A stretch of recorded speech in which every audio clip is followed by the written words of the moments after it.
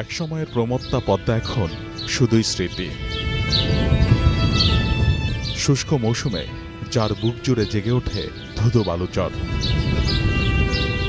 উজানে ভারত ফারাক্কা বাদ দিলে পানির ন্যায্য হিস্সা থেকে বঞ্চিত হয় বাংলাদেশ। বিপন্ন হয় দক্ষিণ পশ্চিমাঞ্চলের প্রকৃতি।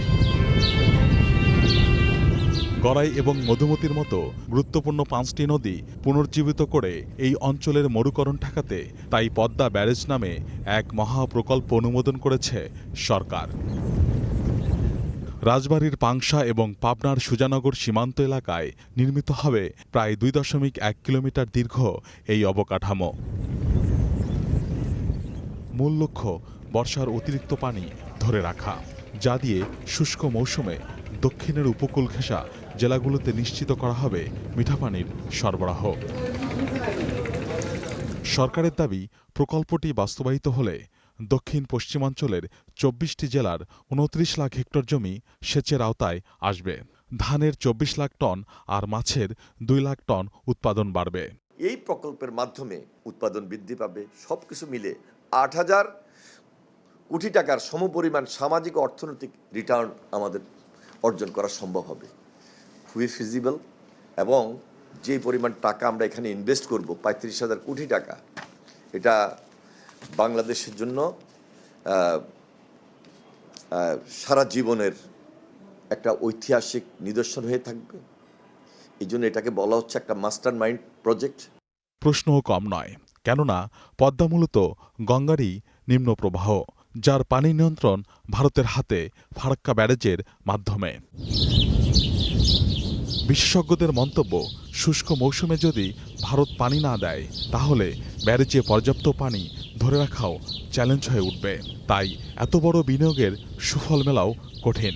যেটা দেখা উচিত সেটা হচ্ছে এখান থেকে পানি আনতে গেলে পদ্মাতে পানি থাকতে হবে। সুতরাং এটা নতুন করে আমাদের ফারাক্কা চুক্তি নবায়নের একটা প্রেশার তৈরি করা উচিত, তৈরি করবে সরকারের কাছে। কারণ যদি ফারাক্কাতে পানি কমে যায় তাহলে this will be bad investment. সুতরাং সেটা একটা ইম্পর্টেন্ট দিক। পদ্মা ব্যারেজ একাই শেষ না, এর সাথে কোঅর্ডিনেশন লাগবে কৃষি বিভাগের, এর সাথে কোঅর্ডিনেশন লাগবে বিদ্যুৎ বিভাগের, এর সাথে কোঅর্ডিনেশন লাগবে ইভেন বর্জ্য ব্যবস্থাপনা। তাহলে there will be an economic impact. তারা বলছেন, বড় নদীর স্বাভাবিক প্রবাহে হস্তক্ষেপ করলে বদলে যেতে পারে পলির চলাচল, নদীর গতিপথ আর জীববৈচিত্র্য।